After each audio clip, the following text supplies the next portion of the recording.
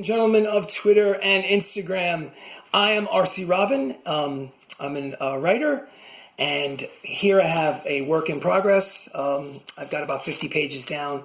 It is a zombie horror novel. This is not the beginning of the novel. This is actually a section taken out of the middle of the 50 pages, a little bit out of context.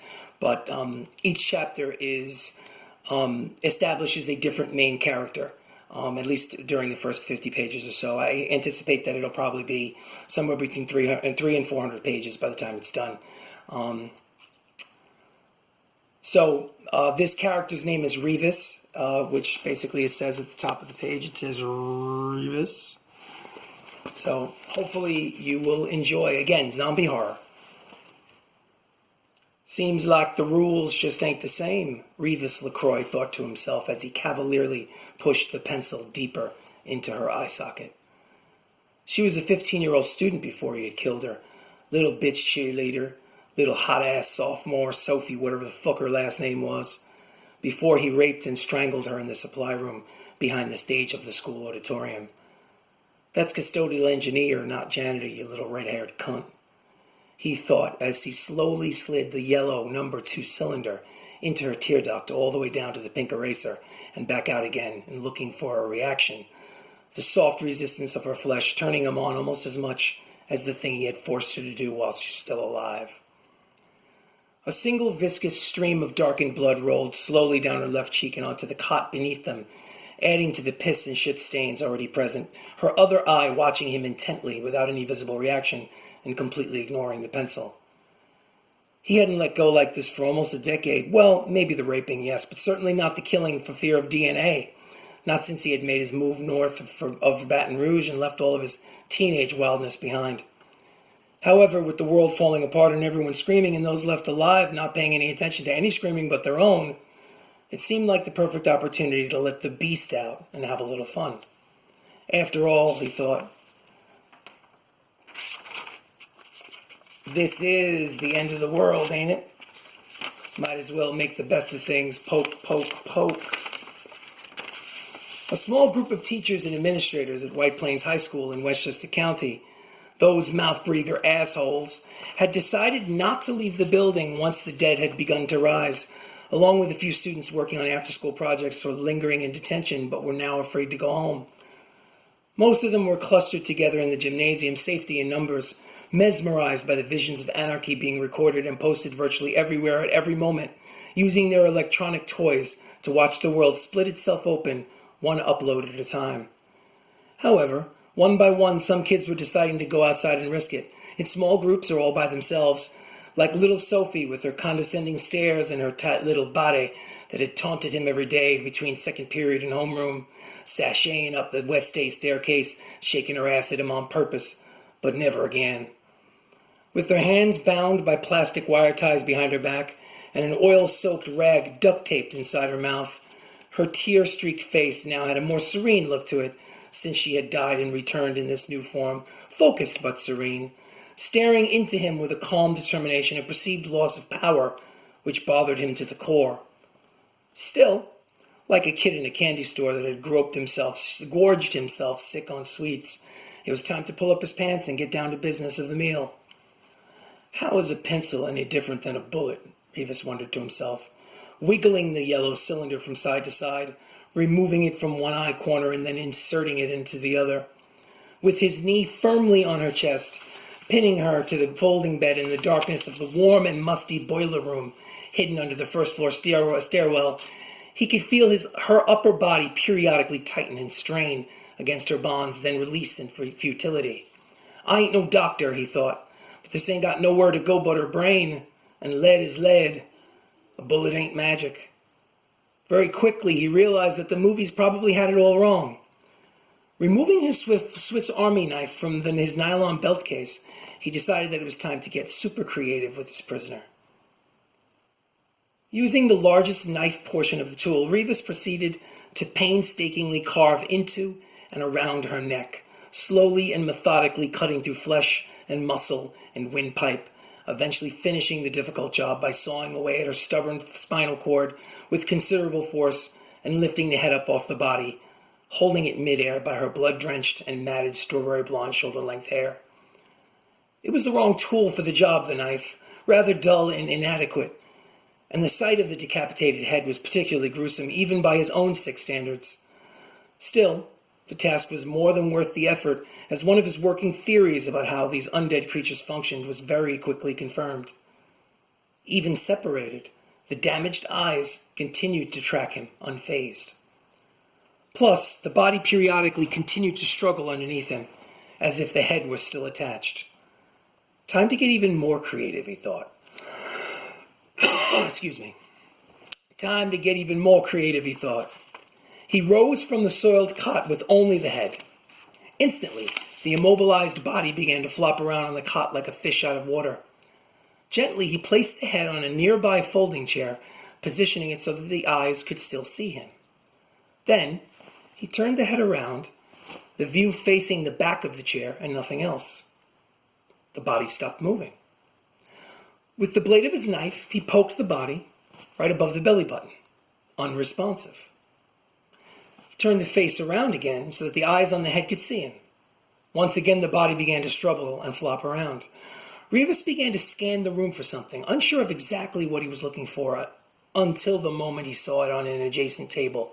It was resting inside an open can of soup from lunch, a metal spoon. He picked the head up by the hair, casually sitting on the chair in the puddle it left behind, without concern for the stain it might make on his overalls. Actually, it was quite liberating, knowing that there was no longer any need to worry about the mess. The rules were different now. If anyone saw him, they would assume that he had defended himself from an undead and survived. In fact, they really should thank him. After all, he was doing important research. Of course they wouldn't. Wedging the head between his thighs, he used the spoon to scoop out the eyes one at a time, placing them on the table. It was quite easy, reminding him of soft ice cream. Once the eyes were removed, the body stopped moving again, even though he had positioned the eyeballs in his general direction. So I'm not food, he surmised, inspecting one of the gore-covered eyeballs in the palm of his hand. It doesn't smell me. If it doesn't see me, then it doesn't give a shit. Good to know. After unceremoniously tossing the head into a nearby trash can like a rotten cantaloupe, he suddenly thought of one last experiment. He dropped one of the eyeballs on the concrete floor and stomped it flat like a grape under his work boot, wondering if the body would react at all. It didn't. Losing interest, he stared briefly at his little knife with disdain. This Swiss fucker isn't going to cut it, he thought to himself, thinking himself witty and taking a moment to giggle at his own pun. At his nearby apartment, he had secretly amassed a large collection of assorted weaponry from over the years, from serrated hunting knives and European-style hand axes and long swords to several high-caliber revolvers and pistols. He even had a few military-grade armor-piercing assault rifles to defend himself in the race war they had always believed was inevitable. I'll need them all, he thought. Bullets for the living, blades for the dead. But I need to get home in one piece first. And I know just the toy to make that happen. Cautiously and quietly making his way through the steam-piped labyrinth connecting the boiler room to a flight of stairs leading up to the lobby, Revis could very quickly hear the distant sounds of sirens and the occasional panic screams from beyond the walls of the building. From the layout, he instinctively knew that the quickest way to the gardening shed was through the faculty parking lot, and the quickest way there was through the gymnasium, where he expected to encounter a small crowd of frightened infants, all shitting themselves. However, it was empty, except for a large puddle of blood under one of the basketball hoops. One of the metal push-bar double doors leading to the parking lot was open, with a metal folding chair keeping the door from closing. Knife in hand, crouching low, he left the gym and maneuvered his way quickly between several rows of parked cars, coincidentally passing his own used Ford hatchback on the way. No need to get that broken taillight fixed now, across the adjacent track and straight to the room-sized green aluminum shed on the edge of the baseball field in the left field corner. Fantasizing about the chaos in the outside world and how he might add to it, he excitedly unlocked the padlock with the key only the custodial engineer would have, thank you very much, and immediately saw what he was looking for, resting innocently on a workbench, exactly where he had left it. a motorized, double-bladed hedge trimmer. There you are, girl. Let's go have some fun. After topping off the gasoline and shoving a small pair of pruning shears into his back pocket, he left the shed just in time to see a group of terrified livings, maybe 4 or 5, running from a dead. One of them was Fat Assistant Principal Haley. Fuck that condescending asshole. I hope he gets killed. Maybe, in fact, I'll do the honors. Kill him twice. Pulling the ripcord on the hedge trimmer, the engine immediately turned over and started making a very loud chainsaw-like sound, instantly attracting the attention of the chasing dead away from the group of livings. Sight and sound, also good to know. A teenager during life, probably a student, the dead boy began to charge full speed at Revis, arms flailing in an uncoordinated fashion, several ineffective bullet holes decorating the upper body and leaving a thin trail of blood down the third base line. Time to finish the job, Revis thought. With no concept of personal safety in mind, the dead ran right at Revis without slowing down. At the very last moment, he quickly stepped to the side, swung the motorized trimmer like a golf club, and cut right through its body at the waist like a hot knife through butter. The bodiless legs continued running on autopilot for a few more yards before stumbling down into the wet grass.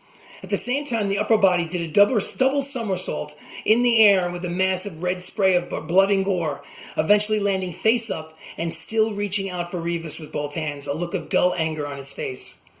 Before finally turning off the trimmer, he proceeded to chop one hand off at the wrist, then the other, like slicing turkey at Thanksgiving dinner. Well, uncooked turkey, that is. It took a few moments for Revis to realize that he had an audience. The group of livings, led by Fat Haley, had stopped to admire his handiwork. Of course, they'd all judge him, not even bother to thank him, shun him, call him sick behind his back and to his face. In fact, he even noticed one of Sophie's friends on the cheerleading squad with darker hair and even hotter, the bitch that had always frowned at him in the hallways. She was the first to speak. "What should we do, Mr. LaCroix?" And for the first time all afternoon, Revis left his own head and actually looked at the group, at all of them, in their eyes. What he saw genuinely took him off guard. Gratitude? Respect? Fuck no. Hero worship? Fixated for a moment on Miss Cheerleader's exposed bra strap and the smooth curve of her neck, Revis imitated what he hoped was a heartwarming smile. And as a group, they all just stood there, dumbfounded, waiting for him to lead. And the smile turned real. And that is the introduction of Revis, who will probably become our first villain in what I hope is a zombie horror trilogy. Thank you very much for listening. I very much appreciate it. Again, my name is RC Robbin. This is a work in progress. I'm an author of 2 books. If you're interested in either of those 2 books, just check my Instagram, check my Twitter. I even have a Facebook page. All the information and links are on there. Have a great night. Hope you have nightmares.